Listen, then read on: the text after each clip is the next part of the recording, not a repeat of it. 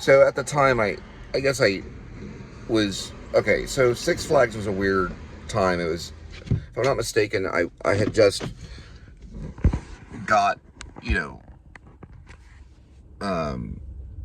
okay.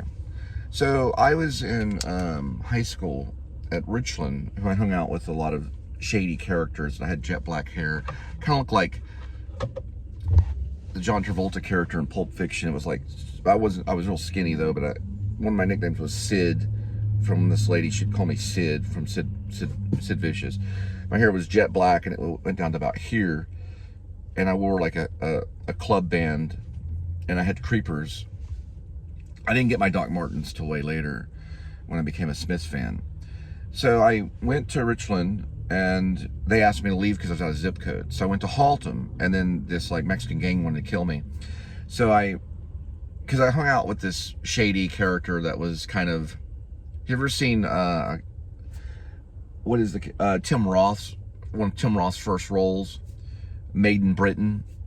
But he had hair. So, but his brother was, it's a long story. I shouldn't have hung out with those. But I also hung out with a punk, because one of my friends was a punk, and he didn't like him that much, but he was friends with him. It was a real weird situation. It was very contradictory. So my friend was a punk. He liked ska punk, and like he liked the Ramones, and he was big with Social Distortion. And then the other dude, when I hung out with him, was like a club kid. But he had a past, and his past, you know, would catch up with him, and he would fight all the time. So we got to Dallas, and there was lots of fights and stuff. We've seen all these people get jumped and stuff like that. It was a pretty big thing. A couple people got jumped, you know. And then there was a big fight between the ska heads, where they call them, well, one of the bands that was, not band, but one of the gangs that was connected was known as Sharp. They were skinheads against racial prejudice. So they didn't like people that were racist. Then there was another skinhead group that was called CHS. We never hung out with them. Never met any of them, really. A couple of these other group did, which were a mock group. They were basically pretend, they were doing it to get women. They were like really like club kids. Okay, they weren't the real CHS. Most of those people are actually behind bars. Never met any of them, but they had met some of them. So they had been over and hung out with them. And then there was another guy that they hung out with that was blonde hair. He wore an ankle bracelet, and they would get, you know, from him. So anyway, I left Richland and went to Haltom, and then I guess there was a skull skin there, and I was upset that I had left Richland and made a derogatory motion with my hand. I guess you could say not a symbol, I guess a symbol with my hand or something. Which I shouldn't have done. I was just kind of joking. And so it's kind of like a Roman salute to this one ska skinhead that was eating near my table, because I was just mad that I was there by myself, and I was, you know, I had to start over, and I didn't really know how to start over, and I wanted attention. And so this, like, I guess this Mexican gang or whatever, they saw me, and then they talked to me, and they basically said, you know, you've got till the end of the day. Like, they were pretty serious. So I left. So I walked. This is in the screenplay, Deep on Ellum. And so I walked across this long muddy field of my creepers. And in the screenplay, Jesus supposedly picks me up and there's a gunshot. But that didn't really happen. But then I got back home. I said, no, I'm not going to Haltom, Mom. And so that rest of that semester, I dropped out. And I got so bored dropping out, I went back to Richland. No, I didn't. I didn't go back to Richland and hang out with some of my friends. I went back to Haltom. And I said, can I go back to school? And the principal said, okay, so you go home, you drop out, and you realize you've got nothing to do. So then you show up and you want to re-enroll. No, you'll have to wait till next year, next semester. He wasn't going to let me re-enroll at that point, because I'd already left Richland and got involved and enrolled into Haltom, like in the mid-semester. So he wasn't going to allow it to happen again. So he said, you'll just have to wait. So my mom eventually left Haltom and moved to Fort Worth. And then I just completely re-enrolled. It was kind of like 21 Jump Street. I re-enrolled into Pascal, or that next year. So I was like a whole semester where I just sat around and watched Twilight Zone episodes and ate cheese, those cheese crackers with the cheese whizzits, you know, with the cheese crackers. Well, it's actually the little packages that you opened, and then you got the cracker, and then you have like a little Coca-Cola, you know, like a little Dr. Pepper or something. And I would sit there and watch. It was Coca-Cola. It was actually Coca-Cola, and there's like little cheese crackers. And I would watch MTV, and I would watch Twilight Zone. I watched a lot of Twilight Zone, probably as many Twilight Zones as I could, and Nickelodeon and things like that. Then I finally went. I went back to school and past school, and I was at like the end of the semester. Well, I was in the mid semester when I rolled in, I think, or maybe wow, it was in the middle of the semester. The story's not over. So because I left Haltom and I had nothing to do, I re-enrolled into Keller. So I went from Richland High School, Haltom High School, to drop out to Keller High School, where I was there for about a semester. My dad tried to strip my hair back to normal brown from jet black, and that was when I was getting into Morrissey and REM and stuff like that, and I wanted to start a band. And I was gonna start a band kind of to sound like REM. I wanted to like be based on REM. I met some guys, a drummer, keyboarder. I was gonna be the lead singer, but when I would sing, it sounded like I was singing in a British accent. They're like, "Why are you singing in a British accent?" I go, "I don't know." They just didn't. They just got tired of telling me not to sing in a British accent. Like, "You're singing in a British accent again. Stop it!" Because I listened to a lot of Cure and the Smiths. So the band only had 2 rehearsals. Then all this stuff happened. I worked at a place called Diamonds, which is like a grocery store, and we would throw these yogurts against the wall at night because we didn't like them. The manager was real mean to us. We worked at a grocery store. So I left one night and walked from the grocery store to a party where this chick I was dating was at there, and all of a sudden these freaking Crip members show up, or there were blood. I think there were Bloods. I didn't see any of them. One of them threw a bottle and hit my friend in the mouth, busting his mouth all to crap. And the cops showed up. They arrested all these people. We jumped the fence and went running. And I believe that night I'd called my mom from a gas station, and she picked me up and took me all the way to Fort Worth, where in mid-semester I left Keller. I don't even know if I checked out of Keller. And I just enrolled into Fort Worth to Pascal. One of the vice presidents of Pascal at the time was kind of like a Black Panther guy. He was pretty strict. Principal, and he would swat you, and you know, like, he's pretty mean. So I stayed at Pascal, and then I realized, wait a minute, I got to get something done, you know, like I have to continue school and stuff. So I started kind of reading, and one of my first papers that I wrote about when I was in English was about the death of James Dean. I wrote a whole paper about it, and I had to do a presentation about the death of James Dean. My stepfather at the time was a big fan of Thomas Wolfe. So he had an all Thomas Wolfe collection. And I remember seeing the Thomas Wolfe collection in the library. So they were part of the Thomas Wolfe Society, my mom and my stepdad. So we would even travel around, or they would travel around and to follow the footsteps of Thomas Wolfe. So one day I was in auxiliary class. That's a class between another class, whenever they take roll and all that stuff. And I hear something about Thomas Wolfe. And I listened, and there was a girl named Jennifer Trimble that I used to talk to. She wore Doc Martens. I wore Doc Martens. I liked the Smiths. She, you know, kind of liked the Smiths. She was a James Dean fan. And I said, they said about Thomas Wolfe, the Little Cumberland Angel? She goes, yeah, you should go audition for that. So I kind of liked her, and I thought, well, I better listen to what she said. Well, I went to go audition, and the role of Ben Gant was supposed to go to a guy named Stephen Wesley, who was good friends with a drummer there called Eric Rutledge, and he was a drummer. And he had worked with Templin, who was the director, he was the drama teacher, before on another play, but he didn't show up, and that was like a no-no. So I decided to audition. I auditioned, and then lo and behold, the next day we were all walking, because we were part of the drama team, because like if you weren't in football, then you joined drama. So I wasn't in football or soccer or anything like that at Pascal, so I had joined drama. And I was walking back to the drama room, and I had done like a lip sync of something. It was like a Camper Van Beethoven song, Pictures of Mastic Men. And I was doing this like puppet thing where I got my baby clothes and I put it down where you could only see my body was a baby, and my head was like this, and I had this little stick, and it was like I was doing a conducting thing, and it got my attention of my drama teacher. So then I went back to the drama room, and everyone was crowded around the cast list. It was a big deal. It's probably how Shakespeare's time was. And they went, Cole, and they're like looking like right at me, and they go, dude, you got a lead part. That's because they knew the script. Pascal was very literate. Like Taylor Sheridan went there. I wasn't there with Taylor Sheridan at the time. They had a big English department. They had a department that was inside of the school that was similar to if you went to Keller, called Flight. They called it Flight. At this one, they called it a different name. It was a special school for intelligent people that had a high IQ and were already ready for college. And they knew everything. You know, it's like they would know like that Ben Gant was a big part, Eugene Gant was a big part. And I didn't know what, you know, I was like, well, I just auditioned, you know.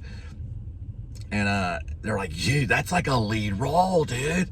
And I was like, my whole body was just kind of like shit, like just like ice cold, you know. I was like, what did I get into? We had to sign a contract. We had to show up every rehearsal. We had to be verbatim on memorizing lines. So my whole entire existence of how I thought at the time changed. Because like just a few months back, I was like dropping A at Six Flags, you know. And so I was like, oh, I better get it together. And so I stopped dyeing my hair, and I started acting like a normal person and got my stuff together, and eventually graduated from Pascal and got a scholarship, and then went to college. So I was on my way out to being a dropout to turning it around like really quick, which can really happen. This is an egg roll. I'm gonna try it out. Yeah, they taste like the egg rolls at the mall. They're not bad. I think they're better than their tacos. It's not bad. I didn't even know they had egg rolls at Jack in the Box. I'm gonna open this up. And then like, oh great, soy sauce. Okay, it's just one little drippage. I can't really get these messed up at all. This is something bad that they get me. I guess in the drama room one time I like kind of bowed my head and made like a dedication, like I will try to become an actor, and I will make it happen, pretty much like unto death kind of thing. Like a silent prayer.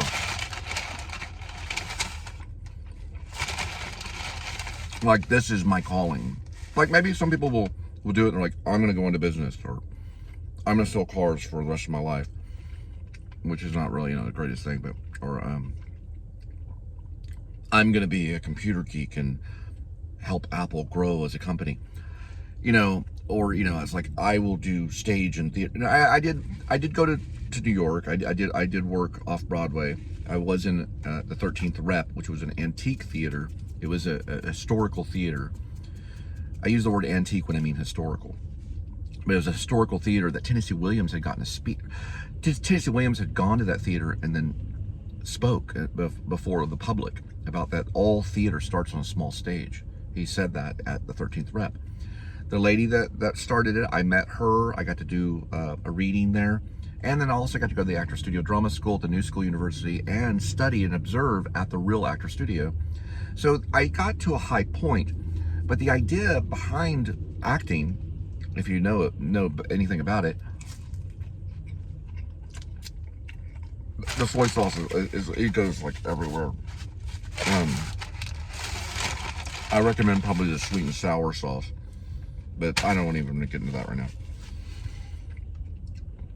The idea behind it is to have a commercial career where you can buy stuff like houses, and a lot of them have tons of money. It's messy. It's pretty messy. It's good. It's a little messy. So that's what I tried to do first. I did not try to go to New York to study and get my MFA in acting at the New School, which was the Actor Studio Drama School. I'm more proud of the fact that it was a New School University than I am.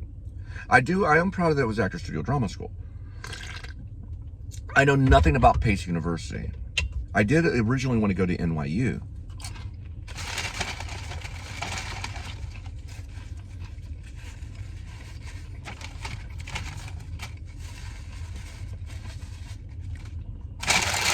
a lot of people believe that James Lipton was the devil. And what's interesting is when he left the new school, he went to Pace, which is right next to Battery Park, right where the World Trade Centers fell down. I was there during 2001, 2002, when the World Trade Centers fell. There's both buildings, killed 3,000 people. What does he do?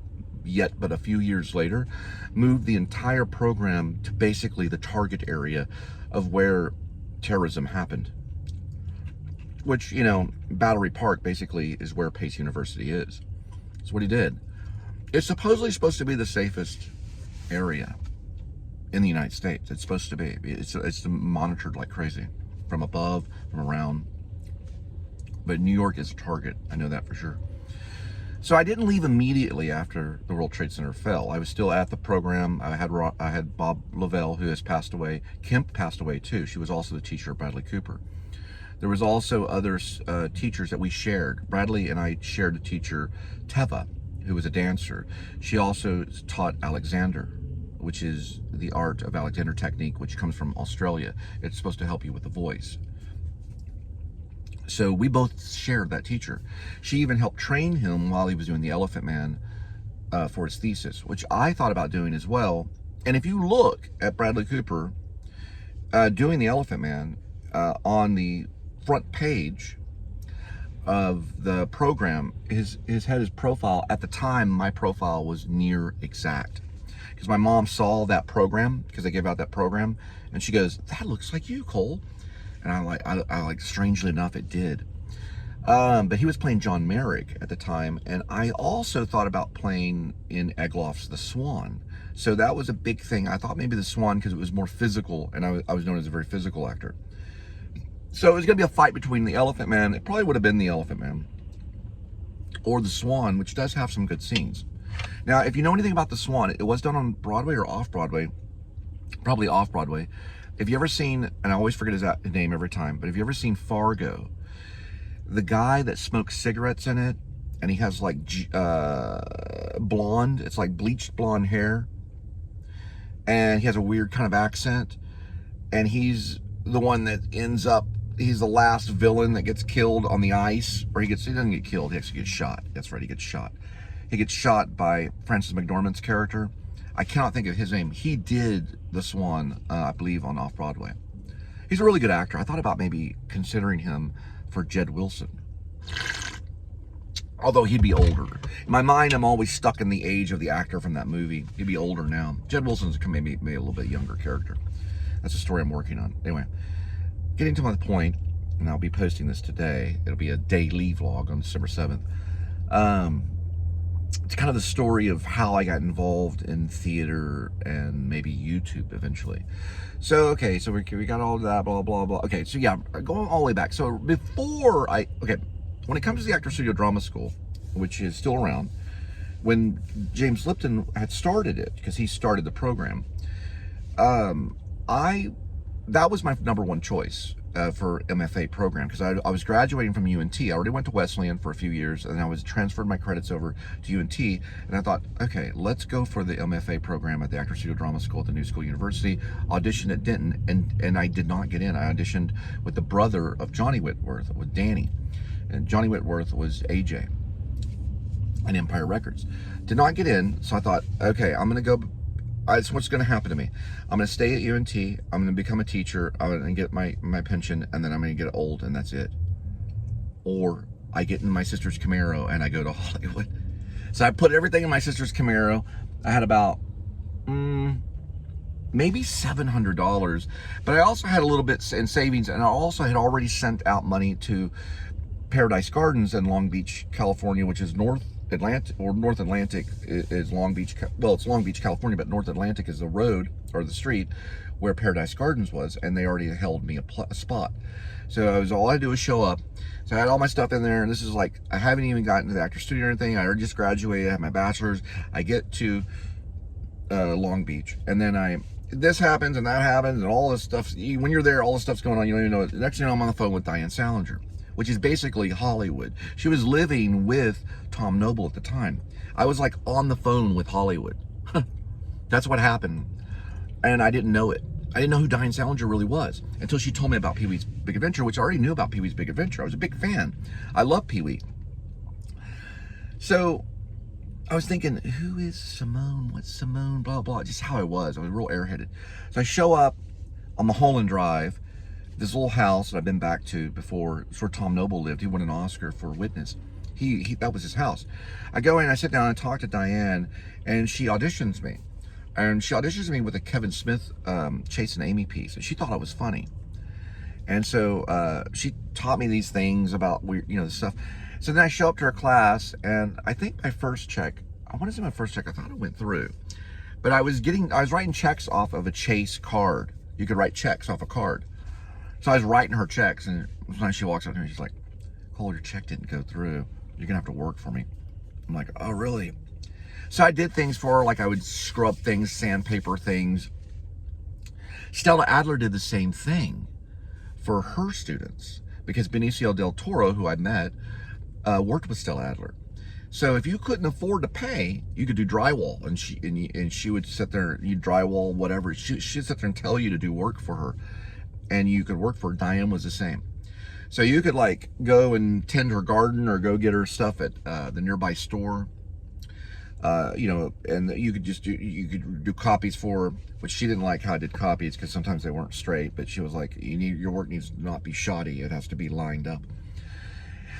And so she was helping people at the time. She was getting people on set. That's a big deal. It's a big deal to get on set. So we would arrive, and this person got on set, or 20th Century Fox. I'd already been on X-Files. I worked with Frank Darabont, shoulder to shoulder with Jim Carrey on this little majestic thing where I was playing a theater patron, running around. But no major lines, no SAG contracts, nothing major. But I was talking to managers and stuff. And they were talking about Taft-Hartley. They were saying, well, we got to get you involved in the game, get you in the big auditions and stuff. I was like, I had 3 managers, and I was even using Marathon Management, which is the same management company of Nicholson, and I wanted to show up to these auditions, and I was telling my managers, I go, I can't get in. You got to have your SAG card to even audition. Like, we're going to have to try to get you a SAG card. And the one way that you get your SAG card, Screen Actors Guild, is you have one line, you just say one line in a major motion picture. You have to say one. Brad Pitt tried to do it one time. This is a story, he was playing this character, was like a waiter. So if you have that one line and it goes through, you're automatically SAG, just like that. You still have to pay your dues, but you're automatically.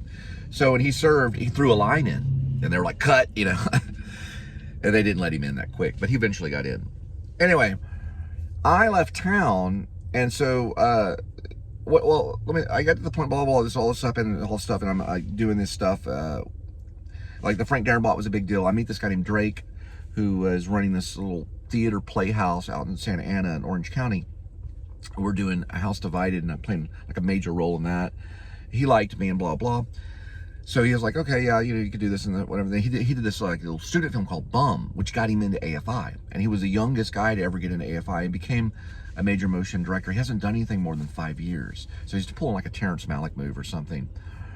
But he did several different films and worked with Anton Yelchin. That's how you say his name, Yelchin. He worked with him, and he worked with him on Like Crazy. And that was Drake, and I hung out with Drake and Ben York. Ben York was his friend who wrote stuff. He told me, he said, Cole, you need to read American Psycho before you go to New York. They knew I was leaving town and going to New York. So I was there for a while. I got in a horrible motorcycle accident where a motorcycle hit my car, and they went flying, and the lady broke her ankle. It was a big deal. Happened in Calabasas after a Midsummer Night's Dream rehearsal. And I finally decided, okay, well, I'm going to go and audition for the Actors Studio and get the hell out of here. Because I got arrested for working for the Police and Sheriff Support Fund out in, I was a Long Beach branch. It was a LA annual. Scummy people they were kind of scummy. They ran this like, it was like basically like an annual. It was like a nonprofit annual, and you could go to any business and say, hey, do you want your business in this annual? It's ad space. They would take the ad space, and a lot of people were working from it at the time. Well, Long Beach didn't like it. So they cuffed me, they brought me in, they interviewed me. Some guy with a British accent interviewed me. It was really weird. They wanted me to wear a wire and all this stuff. It was just all this craziness. And like I never wore a wire. I got out and I just left, and I had to pay like $200, and I had 28 days hard labor on the side of the road to Long Beach. and I was studying Desire of the Elms, playing Eben's character. And Diane, well, I told Diane, I said, look, I'm going to at least audition. Let me at least audition to the Actors Studio Drama School and see what happens. And she said, you don't want to go to New York. You don't want to go to New York. They'll starve you. They'll starve you. They'll starve you.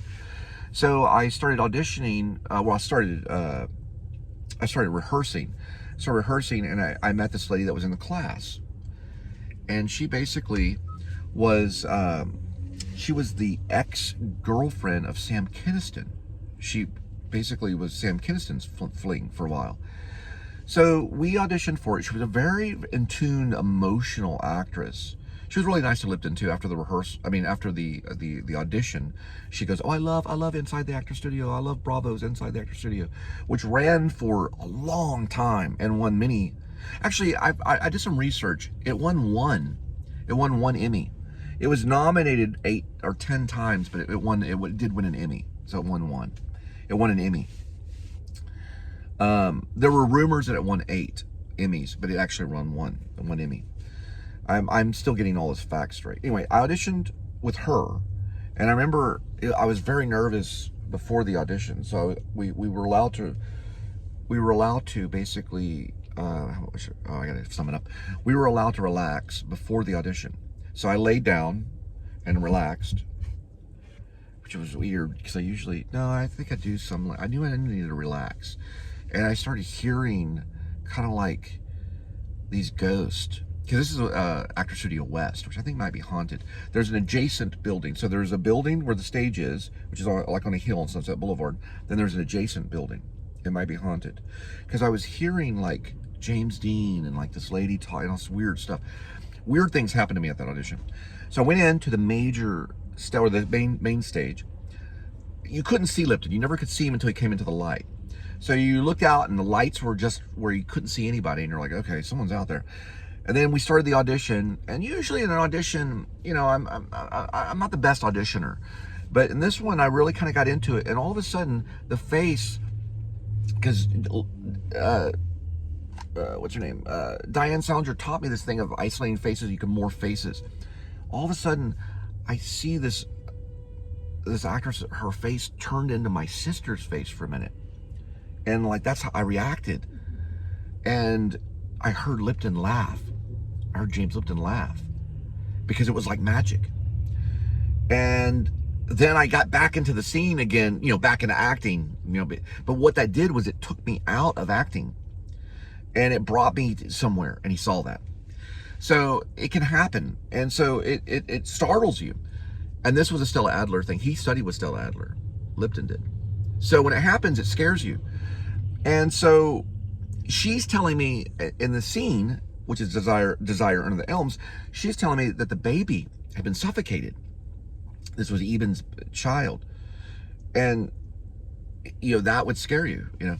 So that worked. And so the next thing you know, he didn't ask me the first time when I auditioned in New York with Danny. He just asked me, why do you want to come here? And I told him about the history and stuff like that. That's what he usually asked you if you didn't get in.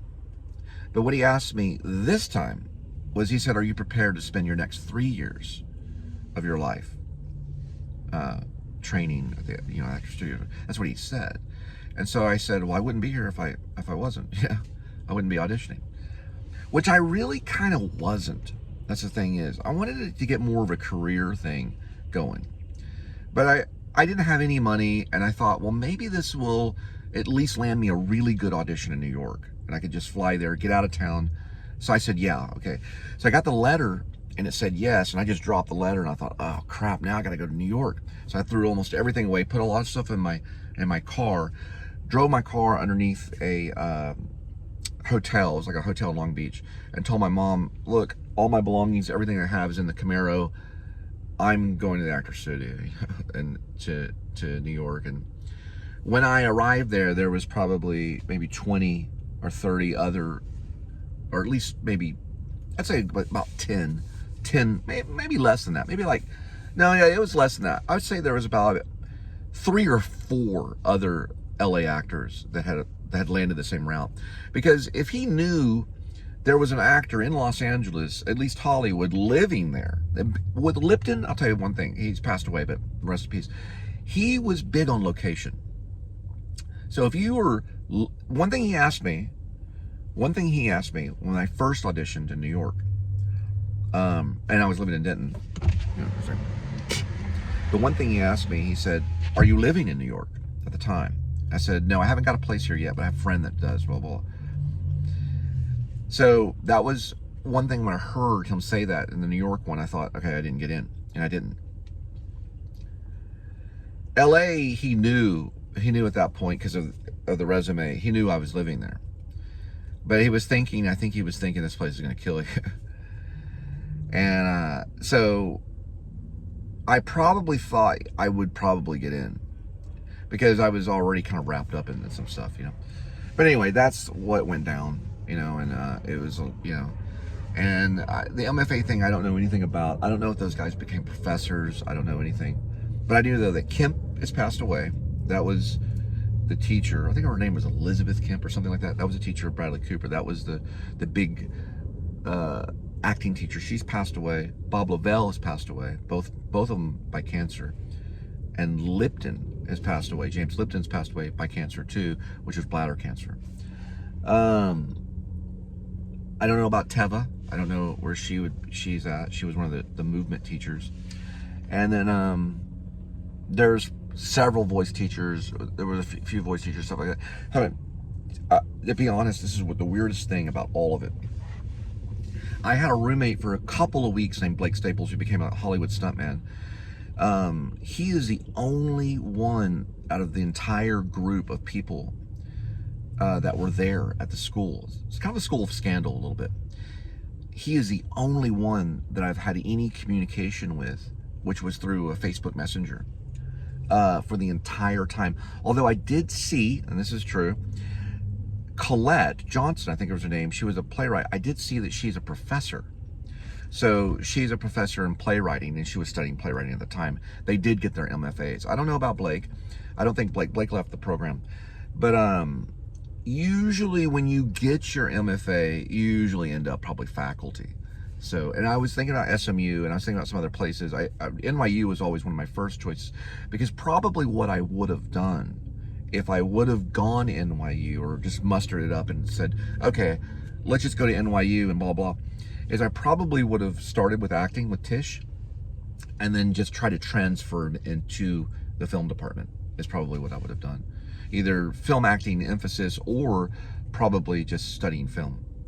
So that's probably one thing.